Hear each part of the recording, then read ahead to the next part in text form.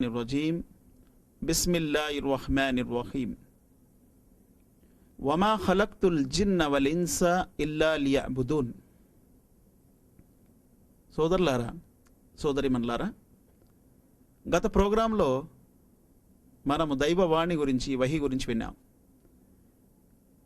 ఈ ప్రోగ్రాంలో దైవవాణి యొక్క ఆవశ్యకత, అసలు వహీ అనేది మానవాళికి ఎంత అవసరము.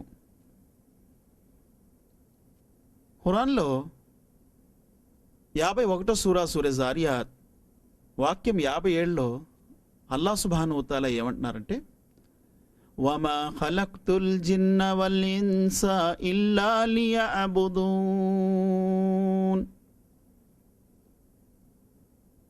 మేము మానవులని సృష్టించలేదు మరియు జిన్నాతుల్ని సృష్టించలేదు, కానీ కేవలం మా దాస్యం కొరకు.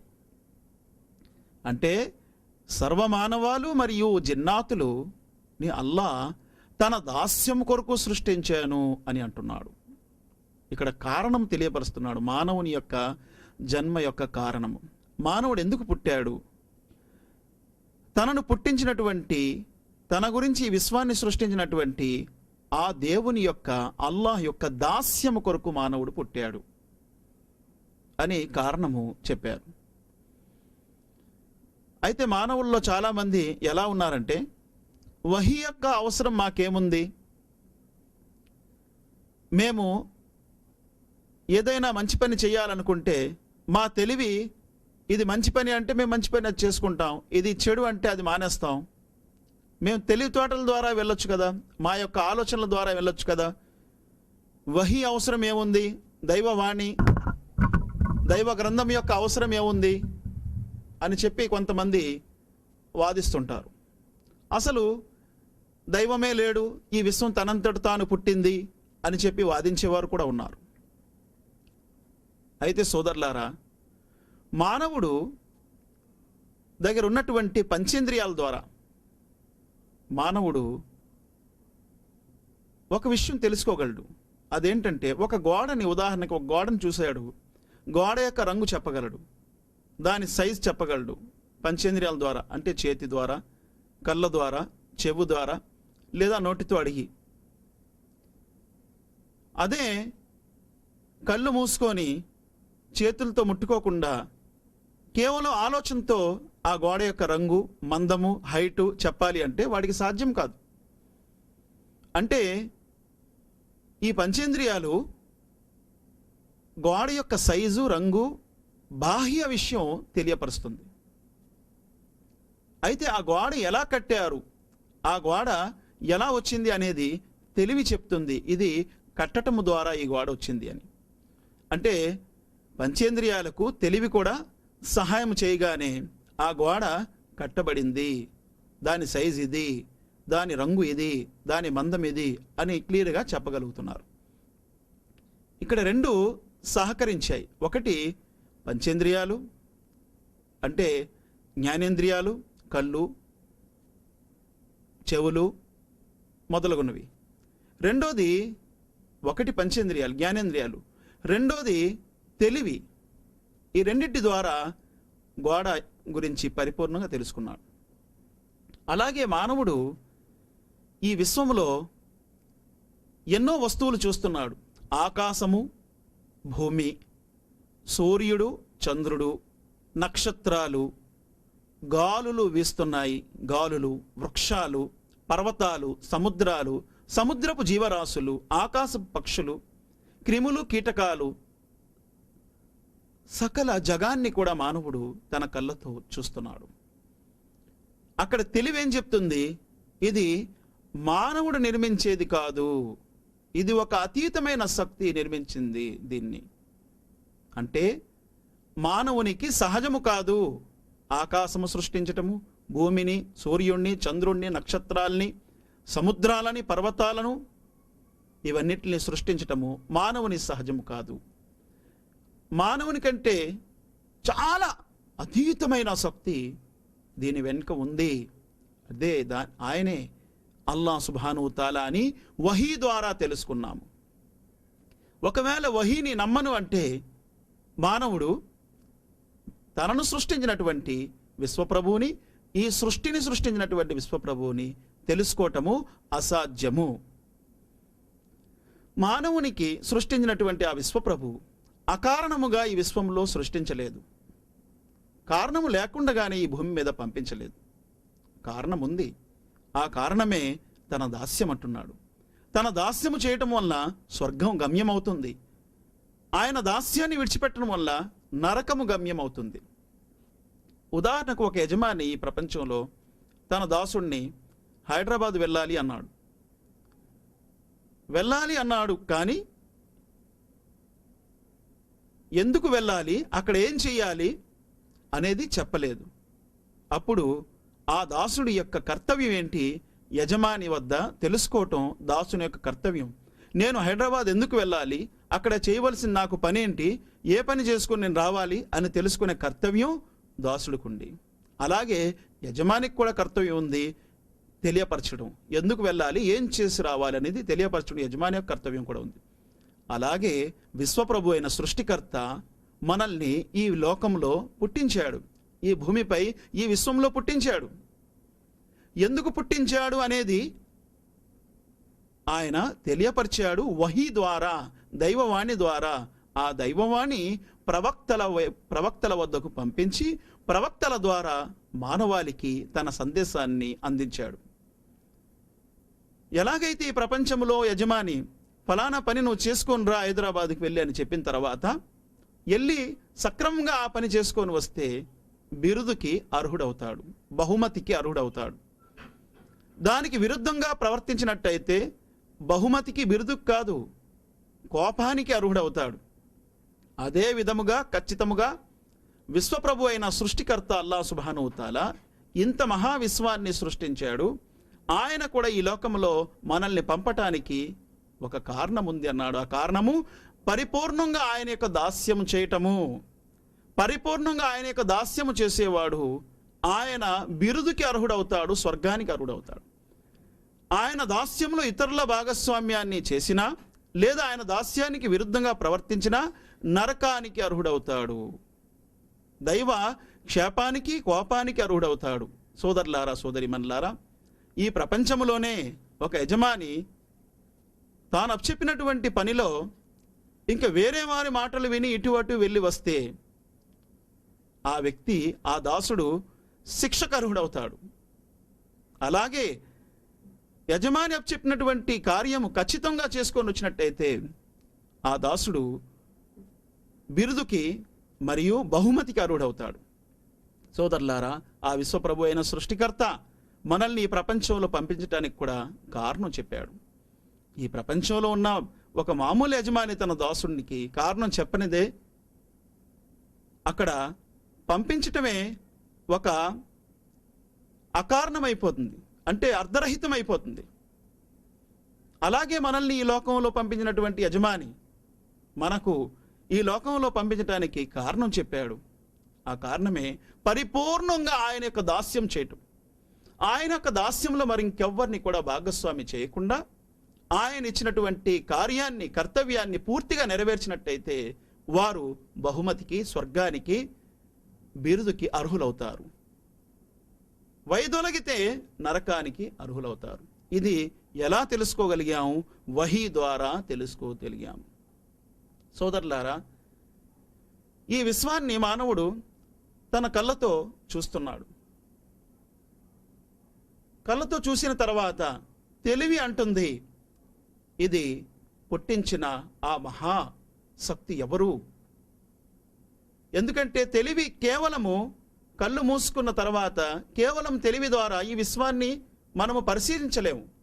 కళ్ళుతో చూసిన తర్వాత, మన జ్ఞానేంద్రియాలతో చూసిన తర్వాత, మన ఇంద్రియాలతో చూసిన తర్వాత తెలివి కూడా చెప్తుంది, ఆహా, ఇంత మహా ఆకాశమా, ఇంత మహాభూమి, సూర్యుడు, చంద్రుడు, నక్షత్రాలు, గాలి, వాన, నీరు, ఇవన్నీ కూడా పచ్చదనము, పక్షులు, క్రిములు, కీటకాలు, జలచరాలు, సముద్రాల్లో ఉన్నటువంటి జీవరాశులు, ఇవన్నిటిని సృష్టించేవాడు చాలా అతీతమైన ఆ మహాసృష్టికర్త అని చెప్పి తెలివి ద్వారా కూడా, కళ్ళతో చూసిన తర్వాత తెలివి ద్వారా ఆలోచిస్తాడు.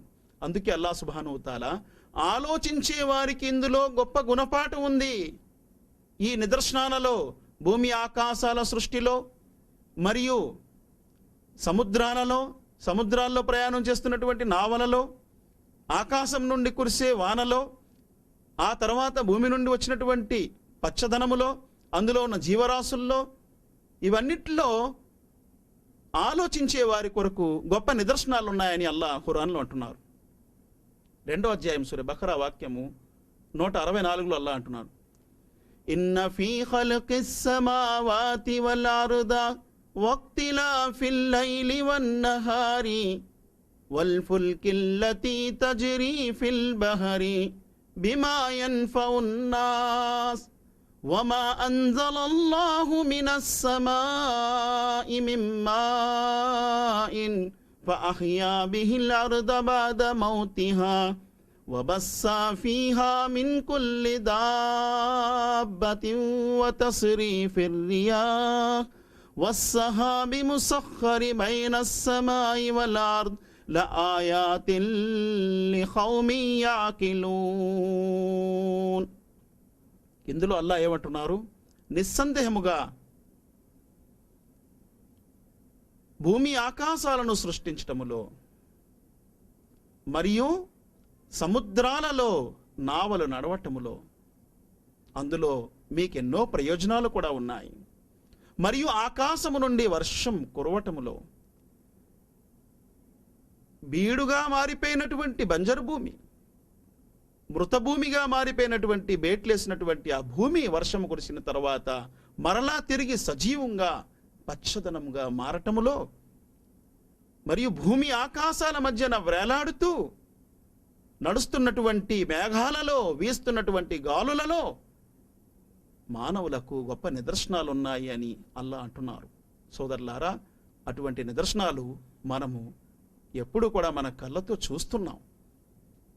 మన ఆలోచన అంటుంది, ఆహా, ఎంత అద్భుతంగా ఈ విశ్వం ఉంది, ఎంత అద్భుతంగా సృష్టించబడింది. ఆ సృష్టించే వారెవరో తెలియపరుస్తుందే వహీ. వహీ ఆ విషయాన్ని తెలియపరుస్తుంది, దైవవాణి ఆ విషయాన్ని తెలియపరుస్తుంది. ఆ సృష్టించే వారెవరు?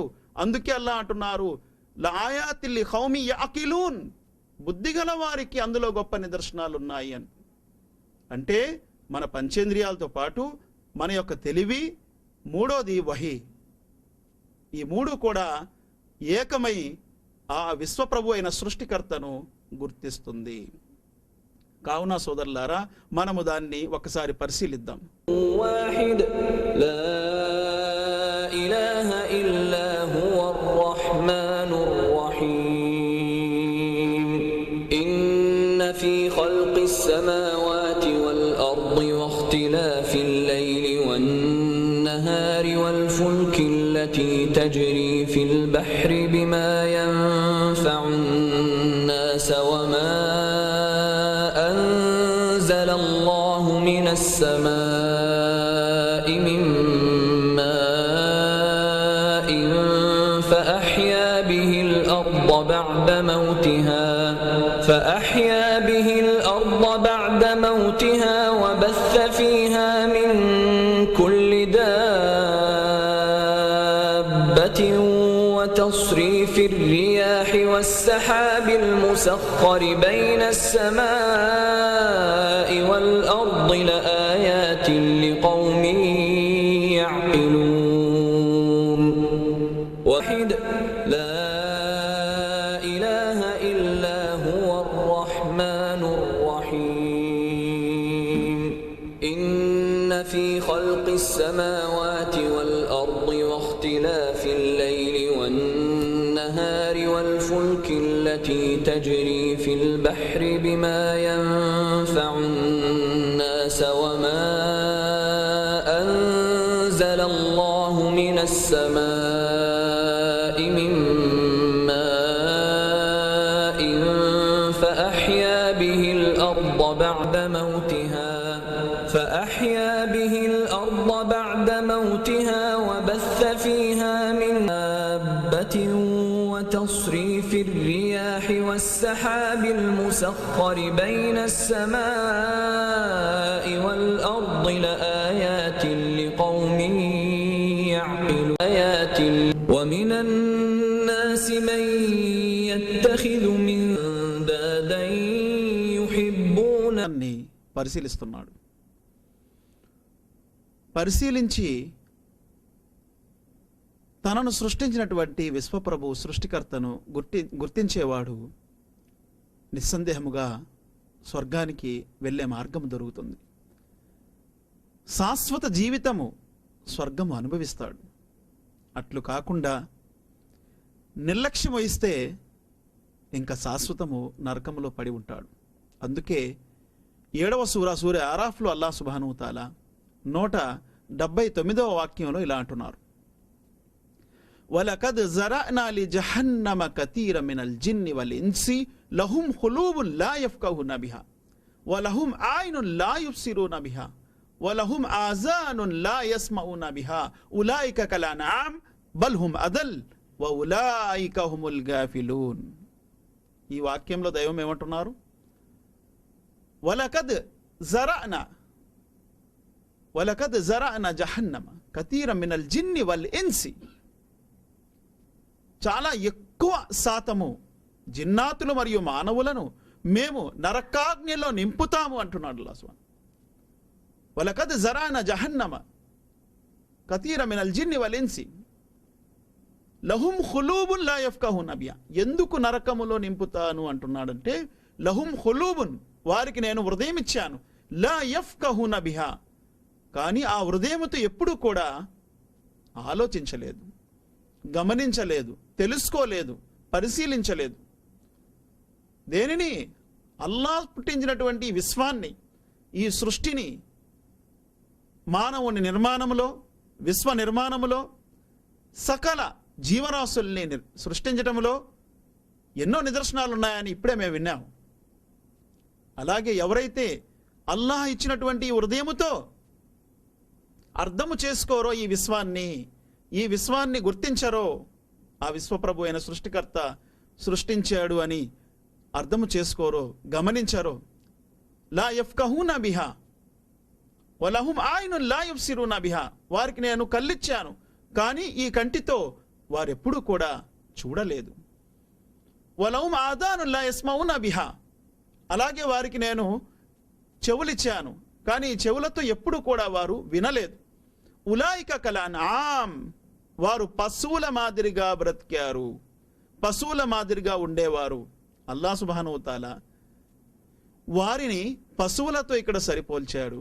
ఎవరైతే తన హృదయ కవటాల్ని తెరిచి అల్లాహ్ సృష్టించినటువంటి ఈ సృష్టిని పరిశీలించి అల్లాహ్ యొక్క గొప్పతనాన్ని గుర్తించి అల్లాహ్ను తెలుసుకోరో, అలాగే ఈ కళ్ళతో ఈ విశ్వాన్ని పరిశీలించి చూసి అల్లాహ్ యొక్క గొప్పతనాన్ని గుర్తించి అల్లాహ్ను తెలుసుకోరో, అలాగే ఈ చెవులతో అల్లాహ్ యొక్క సందేశాన్ని, అల్లాహ్ పంపినటువంటి ఆదేశాలను, ఖురాన్ యొక్క సందేశాన్ని, దైవ ప్రవక్తల యొక్క మాటలను వినరో, అటువంటి వారికి అల్లాహ్ పశువులు అని అన్నారు. బల్ అన్ఆమ్, ఎందుకంటే పశువులకి ఎన్నాళ్ళు చెప్పినా అవి గ్రహించలేవు. కానీ పశువులలో కొంత జ్ఞానం ఉంది. ఆ జ్ఞానం ఏంటి? ఉదాహరణకి ఒక యజమాని పశువు కొన్నాడు, తన ఇంటి దగ్గర తీసుకొచ్చి 4 రోజులు కట్టి పెట్టేస్తాడు. అంత గంజి, తౌడు, గడ్డి వేస్తాడు. 4 రోజుల తర్వాత తాడిప్పేస్తే ఆ గ్రామము లేదా ఆ ఊరు, ఆ పట్టణం తిరిగి మరలా సాయంత్రం తన యజమాని ఇంటికి ఖచ్చితంగా వచ్చేస్తుంది. అందుకే మరలా అల్లాహ్ ఈ ఆయత్లో ఏమన్నాడు? బల్ హుమ్ అదల్, పశువుల కంటే హీనము వీరు. ఎందుకు పశువుల కంటే హీనం అంటే, తనను సృష్టించిన తన యజమానిని మానవుడు తెలుసుకోలేకపోతున్నాడంటే, ఒక పశువు తనను కొనినటువంటి యజమాని యొక్క ఇల్లు 4 రోజులు అంత తౌడు, గంజి, గడ్డి తిని తన యజమాని యొక్క ఇల్లు తెలుసుకుంది, తన యజమానిని గుర్తించింది. కానీ ఈ మానవుడు తనను సృష్టించినటువంటి తన యజమానిని, భూమి, సూర్య, చంద్ర, నక్షత్రాలు, ఆకాశం, విశ్వమంతా కూడా సృష్టించి ఆయనకు అవసరమైనటువంటి ఆహారం అన్ని సమకూర్చిన తర్వాత కూడా తల్లి గర్భములో ధాతువుతో చక్కటి ఆకృతిలో సృష్టించినటువంటి తన యజమానిని తెలుసుకోలేకపోయాడు. కావున అల్లాహ్ సుబ్హానహు వ తఆలా ఆ పశువు కంటే హీనము అంటున్నాడు ఇక్కడ. బల్ హుమ్ అదల్ వౌలాయిక హుముల్ గాఫిలూన్. వీరు నిర్లక్ష్యపు జీవితాన్ని గడిపారు. అంటే ఈ విశ్వాన్ని చూస్తున్నారు కానీ అల్లాహ్ను గుర్తించలేకపోయారు. వారికి హృదయం ఉంది కానీ అల్లాహ్ను గుర్తించలేకపోయారు. చెవులతో అల్లాహ్ యొక్క సందేశాన్ని విన్నారు కానీ అల్లాహ్ను గుర్తించలేకపోయారు. ఎందుకు? వారిలో ఉన్నటువంటి తిరస్కార వైఖరి, అహంభావము, అహంకారము, గర్వము వారిని విశ్వసించే వైపు తీసుకురాలేదు, అవిశ్వాసం వైపు మరల్చింది. అందుకే అల్లాహ్ అంటున్నారు, వలకద్ జరానా లి జహన్నమ, నరకములో మేము నింపివేస్తాము అంటున్నాడు అల్లాహ్ సుబ్హానహు. వలకద్ జరానా లి జహన్నమ కతీరం మినల్ జిన్ని వల్ ఇన్సి, ఎక్కువ శాతము మానవులు మరియు జిన్నాతుల్ని. సోదరులారా, సోదరిమన్లారా, అయితే అల్లాహ్ సుబ్హానహు తఆలాని మానవుడు వహీ ద్వారా తెలుసుకోగలడు. వహీ లేకుండా అల్లాహ్ను ఎవ్వరు కూడా తెలుసుకోలేరు కూడా. మొట్టమొదటి ప్రవక్త అయిన హజరత్ నూహు అలైహిస్సలాం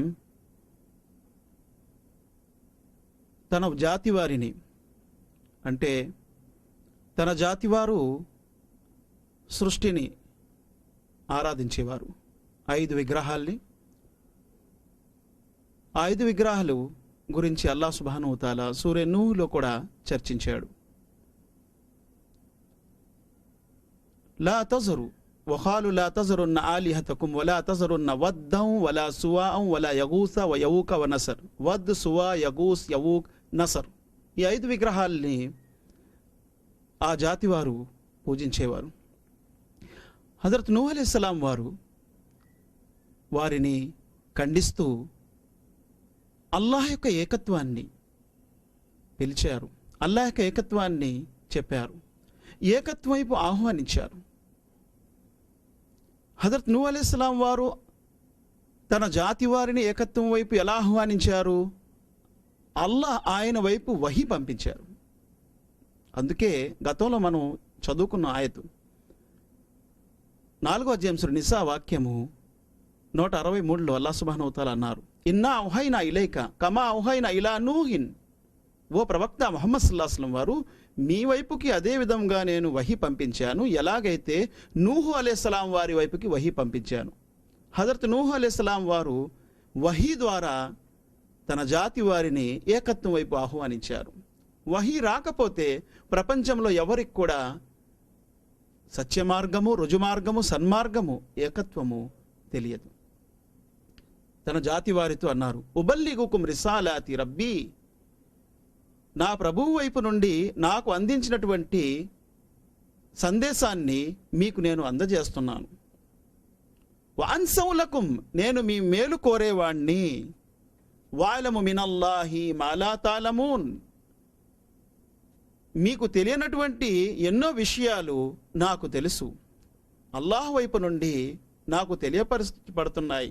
వాలము మినల్లాహి, అల్లాహ్ వైపు నుండి నాకు ఈ జ్ఞానం ఇవ్వబడుతుంది, వహీ యొక్క జ్ఞానము. మాలా తాలమూన్, ఆ విషయాలు మీకు తెలియదు.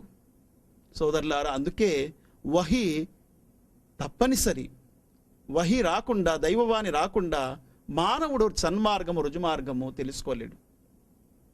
అందుకే హజరత్ నూహ్ అలైహిస్సలాం వారు ఏకత్వం పిలిచారు. అలాగే 19వ అధ్యాయంలో సూరే మరియంలో 43వ ఆయతు మనం చూసినట్టయితే, ఇప్పుడు వరకు చదివిన నూహ్ అలైహిస్సలాం వారి ఆయతు ఇది 7వ అధ్యాయము సూరే ఆరాఫ్ వాక్యం 62.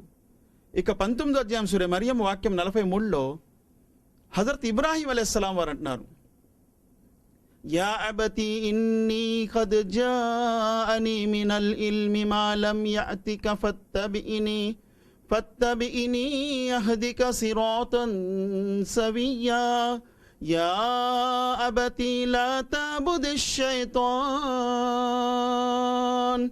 ఇన్నష్ షైతాన కాన లిర్రహ్మాని అసియ్యా యా అబతి ఇన్నీ అఖాఫు అన్ యమస్సక అజాబ్ ఇన్నీ అఖాఫు అన్ యమస్సక అదాబుం మినర్ రహ్మాన్ فتكون للشيطان وليا قال أراغب أنت عن آلهتي يا إبراهيم لئن لم تنتهي لأرجمنك واهجرني مليا قال سلام عليك سأستغفر لك ربي إنه كان بي حفيا. ఈ వాక్యాలలో హజరత్ ఇబ్రాహీం అలైహిస్సలాం వారు తన తండ్రితో అంటున్నారు, ఓ నా నాన్నగారు, నాకు అల్లాహ్ వైపు నుండి దైవవాణి వస్తుంది. ఆ సందేశము ద్వారా మీకు నేను తెలియపరుస్తున్నాను. యా అబతి ఇన్నీ ఖద్ జాఅని మినల్ ఇల్మి మా లం యఅతీక ఫత్తబిని. మీ దగ్గర ఆ జ్ఞానము లేదు. వహీ అల్లాహ్ అందరి వైపు పంపించడు. తన యొక్క దాసులలో ప్రవక్తలని ఎన్నుకున్నటువంటి ప్రవక్తల వైపు పంపిస్తారు. వారిని అరబిక్లో రసూల్ మరియు నబీ అని అన్నారు. అందుకే ఇబ్రాహీం అలైహిస్సలాం వారు తన తండ్రితో అంటున్నారు, నాన్నగారు, మీకు తెలియనటువంటి జ్ఞానము అల్లాహ్ నా వైపు పంపిస్తున్నారు వహీ. దాని ద్వారా నేను మీకు తెలియపరుస్తున్నాను సత్యము. కావున నన్ను అనుసరించండి. ఫత్తబిని అహ్దిక ఇలా సిరాతన్ సవియ్య. మీకు నేను అతి తిన్నటి రుజుమార్గము చూపిస్తాను. యా అబతి లా తఅబుది షైతాన్. ఓ నాన్నగారు, శైతాన్ని మీరు ఆరాధించకండి. సోదరులారా, సోదరిమన్లారా, అల్లాహ్ను విడిచిపెట్టి ఎవరిని ఆరాధించినా అక్కడ శైతాన్ చేరిపోతాడు. కాబట్టి మనము అల్లాహ్ను విడిచిపెట్టి ఎవరిని ఆరాధించినా అక్కడ శైతాన్ ఆరాధన అయిపోతుంది. అందుకే హజరత్ ఇబ్రాహీం ఖలీలుల్లాహ్ అలైహిస్సలాం వారు తన తండ్రితో అంటున్నారు, యా అబతి లా తఅబుది షైతాన్. నాన్నగారు, మీరు శైతాన్ని ఆరాధించకండి. ఇన్న శైతాన కాన లిర్రహ్మాని అసియా. నిస్సందేహముగా శైతాన్ కరుణామయుని యొక్క తిరస్కారి. యా అబతి ఇన్ని అఖాఫు అన్ యమస్సక అదాబు మినర్ రహ్మాన్. నాకు భయముంది ఓ నాన్నగారు, కరుణామయుని వైపు నుండి మీపై శిక్ష పడుతుంది అని. ఫతకూన లిశ్శైతాని వలియ్య.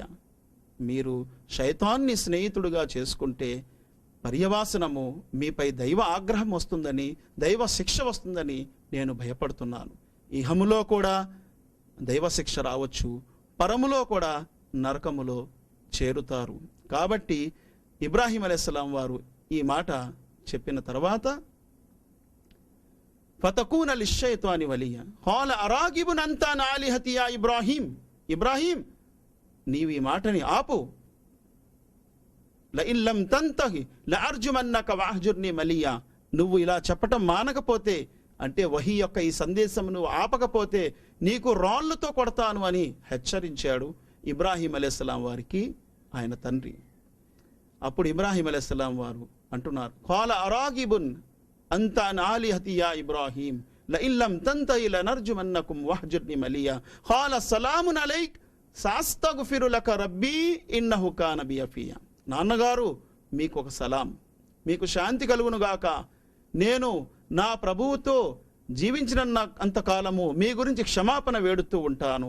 నా ప్రభువు చాలా దయాశాలి, క్షమిస్తాడు అని ఇబ్రాహీం అలైహిస్సలాం అన్నారు. సోదరులారా, చూశారు కదా, ఇబ్రాహీం అలైహిస్సలాం వారి కుటుంబము, ఇబ్రాహీం అలైహిస్సలాం వారి తండ్రి విగ్రహారాధన చేసేవారు. అక్కడ వారు సృష్టిని ఆరాధించేవారు. వారి దగ్గర వహీ సందేశము లేకపోవడం వల్ల, వహీ వారికి అందకపోవడం వల్ల, ఎప్పుడైతే ఇబ్రాహీం అలైహిస్సలాం వారి దగ్గరికి వహీ వచ్చిందో అప్పుడు రుజుమార్గము ఆయన బహిర్గతం చేశారు, రుజుమార్గము స్పష్టం చేశారు. అలాగే ముహమ్మద్ సల్లల్లాహు అలైహి వసల్లం వారి దగ్గరకు కూడా అల్లాహ్ వహీ పంపించారు. అలాగే హజరత్ మూసా అలైహిస్సలాం వారికి అల్లాహ్ సుబ్హానహు వ తఆలా ఫిరౌన్ వైపు ప్రవక్తగా పంపించారు. ఆ విషయం అల్లాహ్ సుబ్హానహు వ తఆలా ఖురాన్లో అన్నారు. 20వ అధ్యాయం మనం చూసినట్టయితే 47-48 ఆయతుల్లో అల్లాహ్ ఇలా అంటున్నారు, ఫాతియావు ఫఖూలా ఇన్నా రసూల రబ్బిక ఫఅర్సిల్ మఅనా బనీ ఇస్రాయీల్. ఇక్కడ అల్లాహ్ ఏమంటున్నారు, ఫఖూలా ఇన్నా రసూల రబ్బిక ఫఅర్సిల్ మఅనా బనీ ఇస్రాయీల్ ఖద్ జినాక బిఆయతిన్ మిర్ రబ్బిక వస్సలాము అలా మనిత్తబఅల్ హుదా. మూసా అలైహిస్సలాం ఫిరౌన్తో అంటున్నారు, ఫిరౌన్, నేను అల్లాహ్ వైపు నుండి నీ వద్దకు ప్రవక్తగా వచ్చాను, కావున నీ దగ్గర బానిసలుగా బందీలుగా ఉన్నటువంటి బనీ ఇస్రాయిల్ని నువ్వు విముక్తివు, విడిచిపెట్టు, నేను వారిని తీసుకువెళ్ళటానికి వచ్చాను, వారిని నువ్వు బానిసలుగా చేసుకొని ఎన్నాళ్ళు గడిపావు, అల్లాహ్ వైపు నుండి నేను ప్రవక్తగా వచ్చాను వారిని విడిపించటానికి. ఫార్సిల్ మఅనా బనీ ఇస్రాయీల్ ఖద్ జినాక బిఆయతిన్ మిర్ రబ్బిక, నేను నీ వద్దకు నా ప్రభువు వైపు నుండి వచ్చినటువంటి నిదర్శనాల్ని సూచనల్ని తీసుకొచ్చాను. ఇక్కడ ఆయతులంటే సూచనలంటే అల్లాహ్ పంపినటువంటి మాటలు అంటే వహీ కూడా సూచనే నిదర్శన. అలాగే మూసా అలైహిస్సలాం వారికి అల్లాహ్ కొన్ని నిదర్శనాలు ఇచ్చాడు. ఆయన కర్ర కింద పడేస్తే అది పాము అయిపోయేది, అది ఒక సూచన. అలాగే ఆయన తన చెయ్య సంకలో పెట్టి తీయగానే అది మెరిసేది ప్రకాశవంతంగా. ఖద్ జినాక బిఆయతిన్ మిర్ రబ్బిక వస్సలాము అలా మనిత్తబఅల్ హుదా, ఎవరైతే రుజుమార్గాన్ని అనుసరిస్తున్నారో వారిపై అల్లాహ్ యొక్క శాంతి కలుగునుగాక అని మూసా అలైహిస్సలాం సందేశం ఇచ్చారు. సోదరులారా, సోదరిమన్లారా, హజరత్ మూసా అలైహిస్సలాం వారు ఫిరౌన్ దగ్గరికి ఎప్పుడు వెళ్ళారు? ఎప్పుడైతే ఆయన వద్దకు వహీ వచ్చిందో. వహీ వచ్చిన తర్వాతే అల్లాహ్ అన్నాడు, ఇజ్హబ్ ఇలా ఫిరౌన ఇన్నహు తగా. మూసా అలైహిస్సలాం వారు, మీరు ఫిరౌన్ దగ్గరికి వెళ్ళండి, ఫిరౌన్ చాలా గర్విష్ఠిగా ఉన్నాడు, ఫిరౌన్కి అల్లాహ్ యొక్క సందేశం ఇవ్వండి. వస్సలామున్ అలా మనిత్తబఅల్ హుదా ఇన్నా కద్ ఊహియ ఇలైనా మన్ కద్దబ వతవల్లా. ఎవరైతే అల్లాహ్ యొక్క వహీని తిరస్కరిస్తారో వారికి అల్లాహ్ సుబ్హానహు వ తఆలా లయుఅద్దిబహుం, శిక్షిస్తాడు అని చెప్పి హజరత్ మూసా అలైహిస్సలాం హెచ్చరించారు. ఖాల ఫమర్ రబ్బుకుమా యా మూసా. వెంటనే మూసా అలైహిస్సలాం వారితో ఫిరౌన్ అడిగాడు, ఓ మూసా, నీ ప్రభు ఎవరు? నువ్వు ప్రభు అని అంటున్నావే, ఆ ప్రభు ఎవరు అని మూసా అలైహిస్సలాం వారికి ఫిరౌన్ ప్రశ్నించాడు. ఖాల ఫమర్ రబ్బుకుమా యా మూసా ఖాల రబ్బునల్లదీ ఆతా కుల్ల షైఇన్ ఖలకహు సుమ్మ హదా.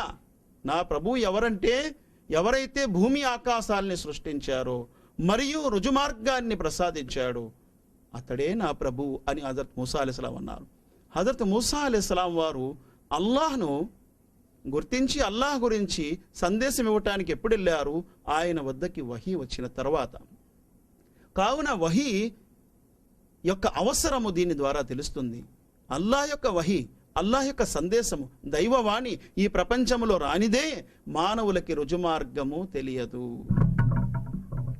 అలాగే ముహమ్మద్ సల్లల్లాహు అలైహి వసల్లం వారికి కూడా అల్లాహ్ సుబ్హానహు వ తఆలా అంటున్నారు 42వ సూరే షూరా వాక్యము 52-53లో ముహమ్మద్ సల్లల్లాహు అలైహి వసల్లం వారి గురించి అల్లాహ్ అంటున్నాడు, వకదాలిక ఔహైనా ఇలైక రూహం మిన్ అమ్రినా మా కుంత తద్రి మల్ కితాబు వలల్ ఈమాన్ వలకిన్ జఅల్నాహు నూరన్ నహ్దీ బిహి మన్ యషాఉ మిన్ ఇబాదినా వ ఇన్నక లతహ్దీ ఇలా సిరాతిన్ ముస్తఖీం సిరాతిల్లాహిల్ లదీ లహు మా ఫిస్ సమావాతి వ మా ఫిల్ అర్ది అలా ఇలల్లాహి తసీరుల్ ఉమూర్.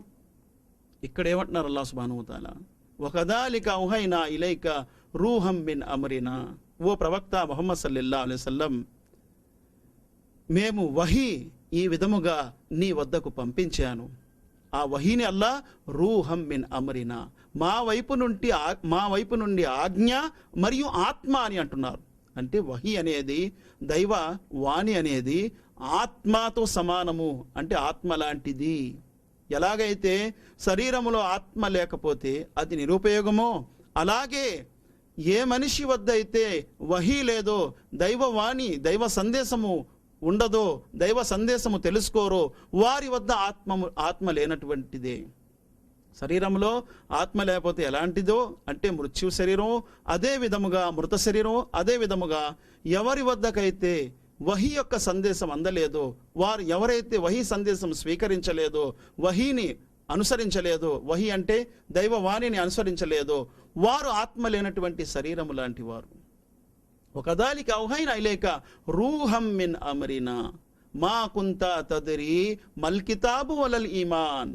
ఓ ప్రవక్త ముహమ్మద్ సల్లల్లాహు అలైహి వసల్లం వహీ రాకముందు గ్రంథం అంటే ఏంటో, విశ్వాసం అంటే ఏంటో తెలియని స్థితిలో మీరు ఉండేవారు. మా కుంతా తద్రీ మల్ కితాబు వలల్ ఈమాన్ వలాకిన్ జఅల్నాహు నూరన్ నహదీ బిహి మయ్యషావు మిన్ ఇబాదినా. ఆ తర్వాత నేను తలచుకున్న వారి వైపుకి నా యొక్క జ్యోతిని, దైవవాణిని, వహీని పంపిస్తూ ఉంటాను.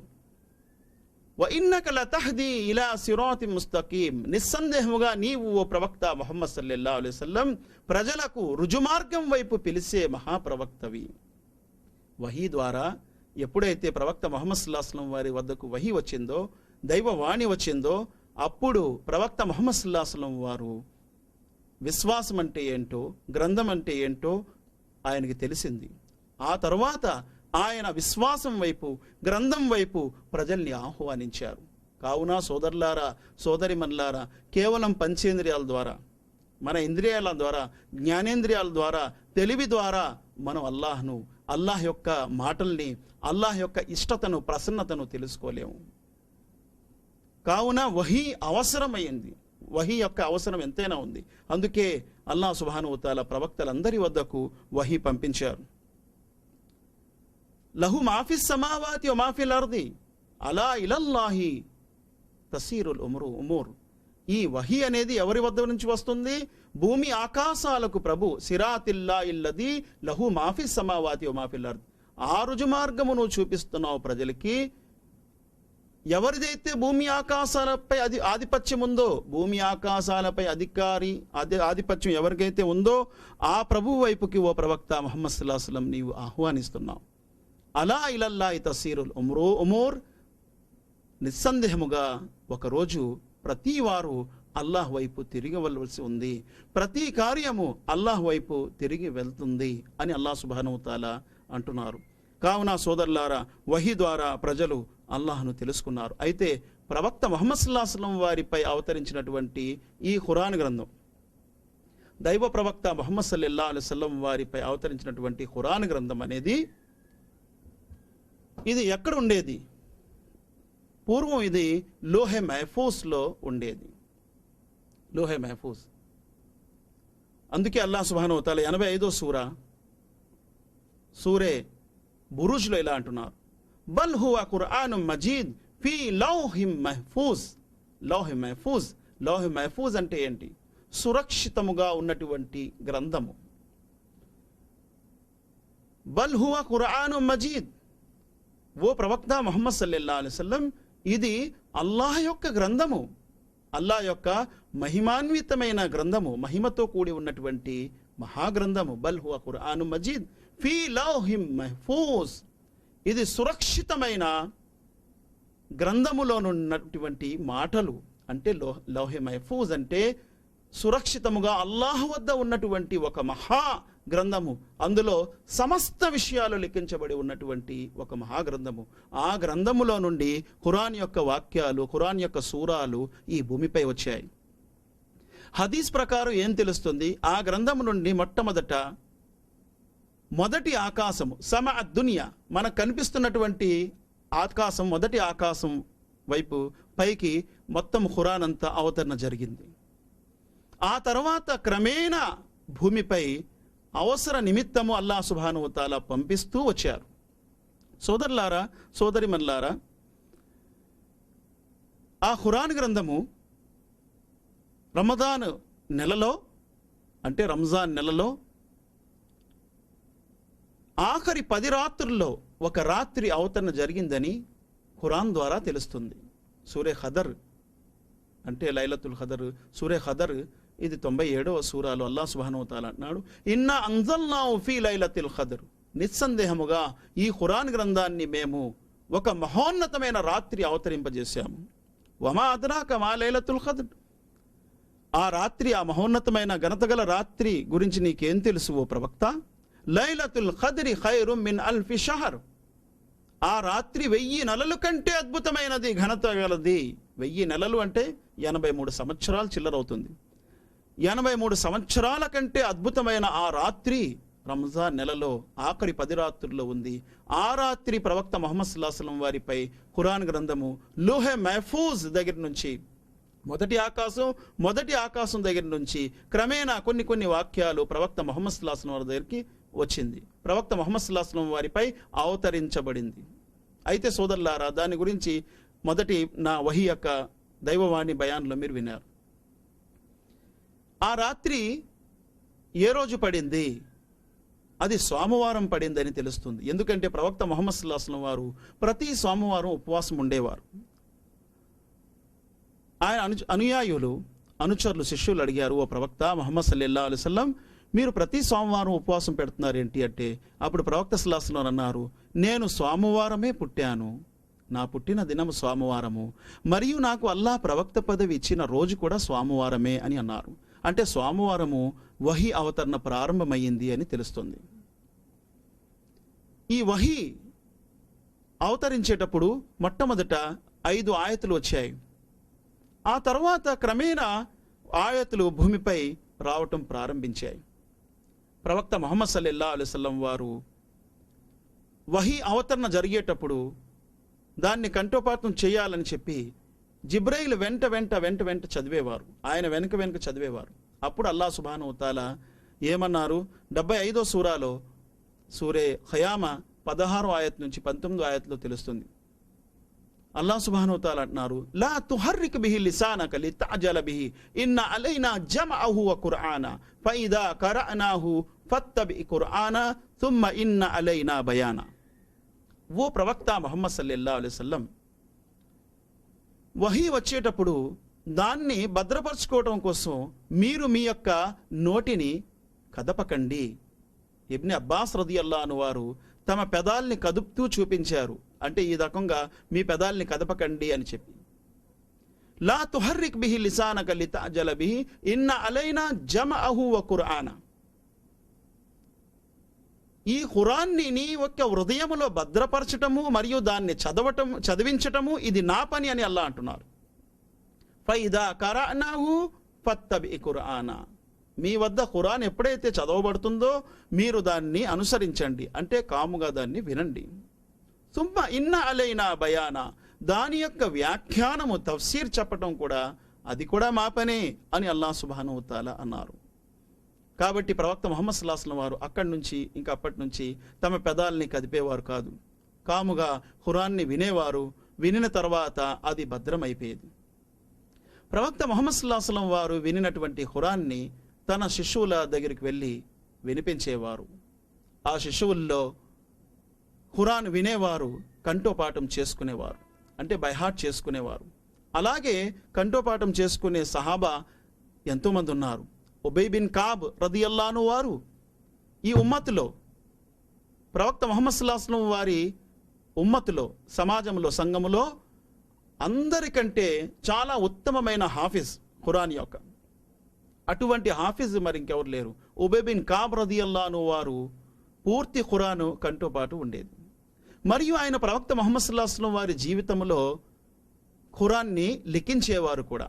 అప్పుడు ఆ కాలములో చర్మాలపై ఖురాన్ని లిఖించేవారు, అలాగే ఎముకలపై లిఖించేవారు, అలాగే ఆకులపై లిఖించేవారు, అలాగే కర్రలపై లిఖించేవారు, అలాగే రాతి పలకలపై లిఖించేవారు. ఆ రకంగా ఖురాను లిఖించేవారు మరియు కంఠోపాఠం కూడా చేసుకునేవారు. అలాగే లిఖించే వారిలో జైద్ బిన్ సాబిత్ రదియల్లాహు అన్హు వారు మదీనాలో ఉండేవారు. ఆయన ఖురాన్ని ప్రవక్త ముహమ్మద్ సల్లల్లాహు అలైహి వసల్లం వారి దగ్గర అవతరించినటువంటి ఖురాన్ యొక్క ప్రతి సూరాని ఆయన లిఖించేవారు, జైద్ బిన్ సాబిత్. అలాగే ఉబై బిన్ కాబ్ రదియల్లాహు అన్హు వారు కూడా లిఖించేవారు. అలాగే మాజ్ బిన్ జబల్ రదియల్లాహు అన్హు వారు కూడా లిఖించేవారు. అలాగే అబూ జైద్ రదియల్లాహు అన్హు వారు కూడా లిఖించేవారు. అనస్ బిన్ మాలిక్ రదియల్లాహు అన్హు ఈ 4 పేర్లు చెప్తున్నారు. ఈ 4 పేర్లు ఎందుకు చెప్పారంటే వీరు పూర్తి ఖురాన్ని లిఖించే సహాబాలో ఉన్నారు. అలాగే పూర్తి ఖురాన్ని లిఖించటంతో పాటు కంఠోపాఠం కూడా సహాబా చేసేవారు. ప్రవక్త ముహమ్మద్ సల్లల్లాహు అలైహి వసల్లం వారు కూడా ప్రతి రంజాన్లో ఖురాన్ యొక్క దౌరా చేసేవారు, ఖురాన్ని రివిజన్ చేసేవారు. జిబ్రైల్ అలైహిస్సలాం వారు ప్రతి రంజాన్లో ఆయన దగ్గరికి వచ్చి ఖురాన్ వినేవారు. ప్రవక్త ముహమ్మద్ సల్లల్లాహు అలైహి వసల్లం వారి దగ్గరికి వచ్చినటువంటి వహీ ఖురాన్ గ్రంథాన్ని జిబ్రీల్ అలైహిస్సలాం వారిని వినిపించేవారు. ఇబ్న్ అబ్బాస్ రదియల్లాహు అన్హు వారు హదీస్ ఉల్లేఖిస్తున్నారు. ప్రవక్త ముహమ్మద్ సల్లల్లాహు అలైహి వసల్లం వారిది 6వ హదీస్, బుఖారీలో 6వ హదీస్ ఇది. ఇబ్న్ అబ్బాస్ రదియల్లాహు అన్హు అంటున్నారు, ప్రతి రంజాన్ నెలలో జిబ్రైల్ అలైహిస్సలాం వచ్చేవారు. జిబ్రైల్ని పూర్తి ఖురాన్ ముహమ్మద్ సల్లల్లాహు అలైహి వసల్లం వారు వినిపించేవారు. అయితే తమ జీవితంలో చివరి రంజాన్లో 2 ఖురాన్లు జిబ్రైల్ అలైహిస్సలాం వారికి వినిపించినట్టు హదీస్లో వస్తుంది. అలాగే ప్రవక్త ముహమ్మద్ సల్లల్లాహు అలైహి వసల్లం వారి సహాబాలో కూడా ఖురాన్ గురించి ప్రవక్త ముహమ్మద్ సల్లల్లాహు అలైహి వసల్లం వారు ప్రోత్సహించేవారు. ఉదాహరణకు దైవ ప్రవక్త ముహమ్మద్ సల్లల్లాహు అలైహి వసల్లం వారు తమ సహాబాను ఒకసారి అన్నారు, ఓ సహాబా, మీరు ప్రతిరోజు 2 ఖరీదైన ఒంటెలు కొనుక్కోండి. సహాబా ఆశ్చర్యంతో విన్నారు, ఓ ప్రవక్త, ప్రతిరోజు 2 ఖరీదైన ఒంటెలు కొనుక్కోవడమా? ఇది ఎలా సహజము? మేము ఒక్క గుడ్డలో జీవితాన్ని గడుపుతున్నాం కదా, ఒక్క దుప్పటిలో జీవితాన్ని గడుపుతున్నాం. అటువంటి పేదరికమైన స్థితిలో మేమున్నాము.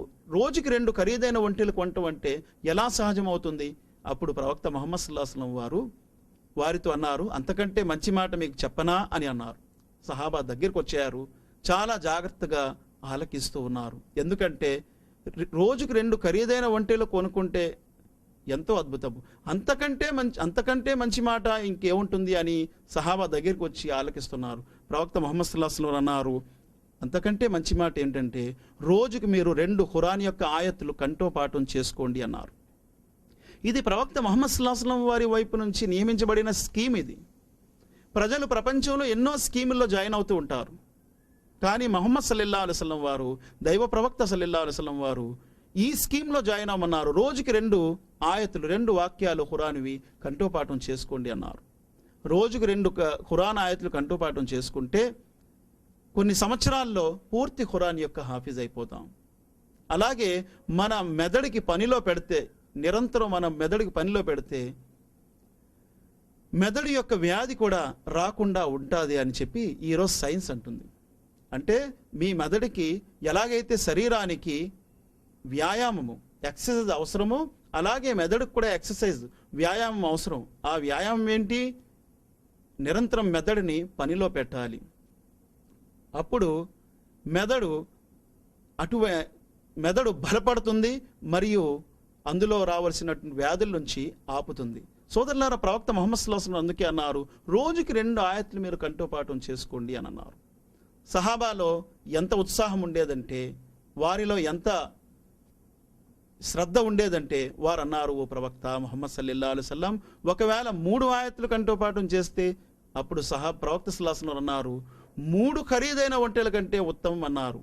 ఈ రకంగా ప్రవక్త ముహమ్మద్ సల్లల్లాహు అలైహి వసల్లం వారు ఖురాన్ యొక్క కంఠోపాఠం గురించి, ఖురాన్ని చదవటం గురించి ప్రోత్సహించేవారు. అందుకే ఉస్మాన్ గనీ రదియల్లాహు అన్హుతో ఒక హదీస్ ఉంది. ఆ హదీసు బుఖారీలో 5027వ హదీసు. ఉస్మాన్ గనీ రదియల్లాహు అన్హు వారు ఉల్లేఖిస్తున్నారు హదీస్. దైవ ప్రవక్త ముహమ్మద్ సల్లల్లాహు అలైహి వసల్లం అంటున్నారు, ఖైరుకుమ్ మన్ తఅల్లమల్ ఖురాన వ అల్లమహు, మీలో వారు ఉత్తములు ఎవరైతే ఖురాన్ని చదివిస్తున్నారు మరియు చదువుకుంటున్నారు. ఖురాన్ని నేర్పించడం కూడా ఉత్తమమైన పని, ఖురాన్ని నేర్చుకోవడం కూడా ఉత్తమమైన పని అని ప్రవక్త ముహమ్మద్ సల్లల్లాహు అలైహి వసల్లం అన్నారు. అంటే దైవవాణి వహీని నేర్చుకోవడం కూడా ఉత్తమమైన పని, నేర్పించడం కూడా ఉత్తమమైన పని అని అన్నారు. అలాగే ప్రవక్త ముహమ్మద్ సల్లల్లాహు అలైహి వసల్లం వారు ఖురాన్ని భద్రపరచుకోవడానికి గురించి ఒక ఉదాహరణ ఇచ్చారు. ఇబ్న్ ఉమర్ రదియల్లాహు అన్హు వారు హదీస్ ఉల్లేఖిస్తున్నారు. బుఖారీలో 5031వ హదీసు. ఇబ్న్ ఉమర్ రదియల్లాహు అన్హు అంటున్నారు, ప్రవక్త ముహమ్మద్ సల్లల్లాహు అలైహి వసల్లం అన్నారు, ఖురాను నువ్వు భద్రపరచటము యొక్క ఉదాహరణ ఎటువంటిదంటే, ఎలాగైతే మీరు మీ ఒంటెని భద్రపరుచుకుంటారు, ఒంటెని తాడుతో కట్టి దాని యొక్క అవసరాలని తీర్చకపోతే అది మిమ్మల్ని తప్పించుకొని పారిపోతుంది. అలాగే ఖురాన్ని కూడా మీరు సంరక్షించుకోకపోతే, అంటే నిరంతరం దాన్ని పారాయణం చేస్తూ ఉండాలి, చేయకపోతే అది మీ నుండి వెళ్ళిపోతుంది అని ఒక ఉదాహరణ ప్రవక్త ముహమ్మద్ సల్లల్లాహు అలైహి వసల్లం ఇచ్చారు. అలాగే దైవ ప్రవక్త ముహమ్మద్ సల్లల్లాహు అలైహి వసల్లం వారి దగ్గరికి వహీ అవతరణ జరిగేటప్పుడు ఇబ్న్ అబ్బాస్ రదియల్లాహు అన్హు వారు హదీస్ ఉల్లేఖిస్తున్నారు. ప్రవక్త ముహమ్మద్ సల్లల్లాహు అలైహి వసల్లం వారిపై వహీ అవతరణ జరిగేటప్పుడు ఆకాశములో ఉన్నటువంటి శైతాన్లను, జిన్నాతులను అల్లాహ్ సుబ్హానహు తఆలా తరిమి కొట్టేశాడు.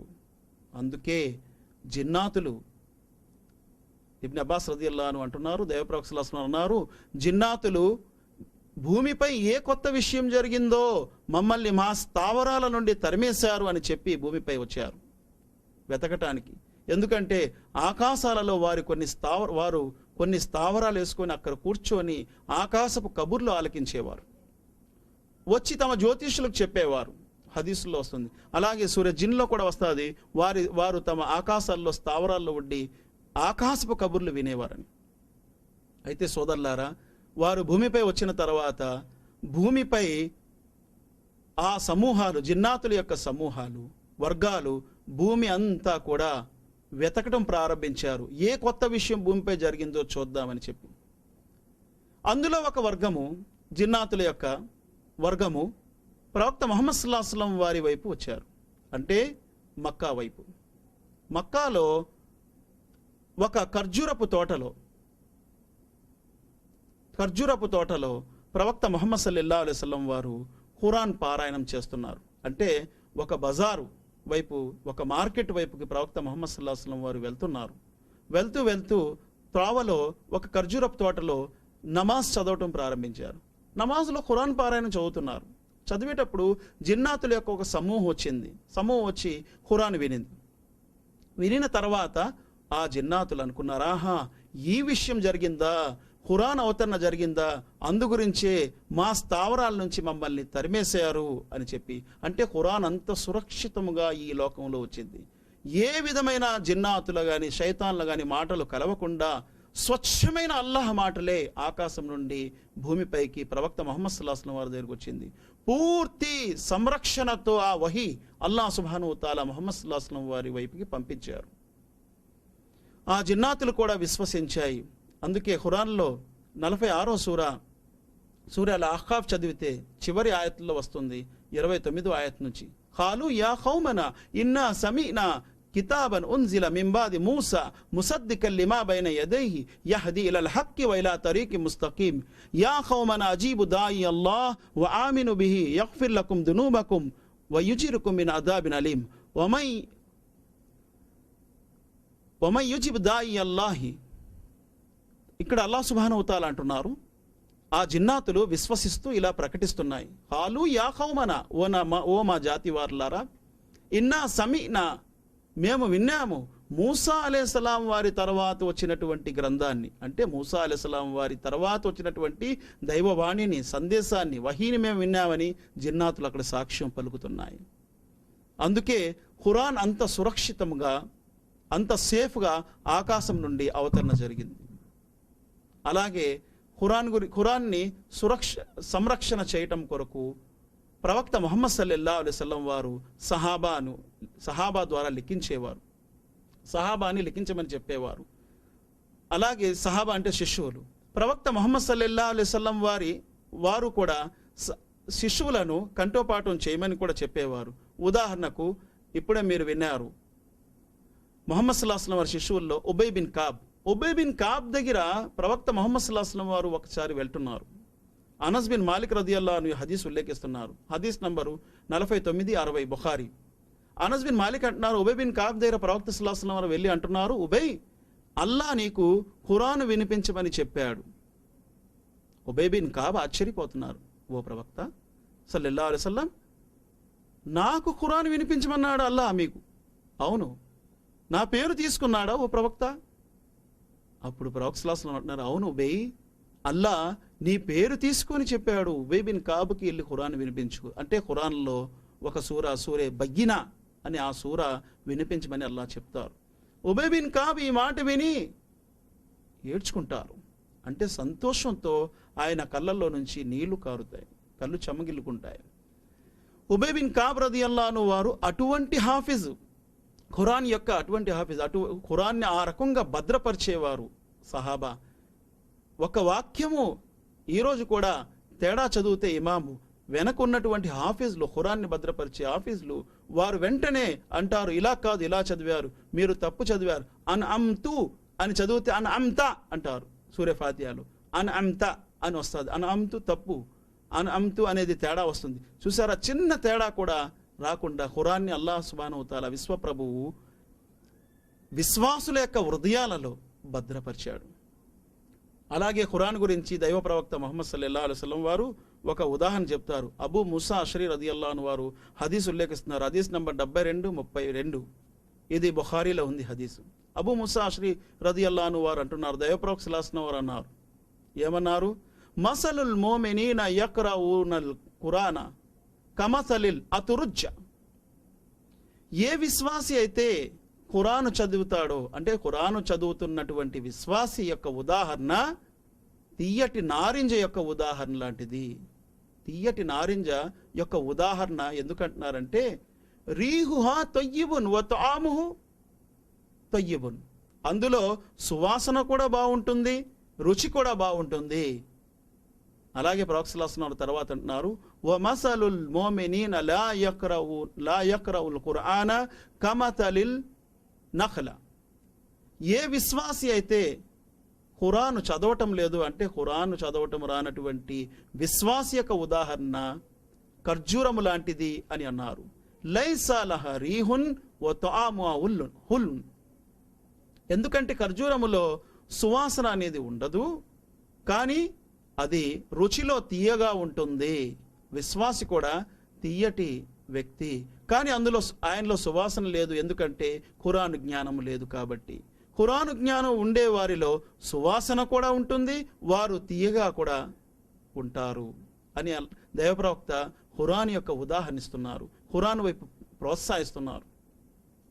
అలాగే సోదరులారా, ప్రవక్త ముహమ్మద్ సల్లల్లాహు అలైహి వసల్లం తర్వాత అన్నారు, మసలుల్ మునాఫికీన యక్రవుల్ ఖురాన కమసలిర్ రైహాన్.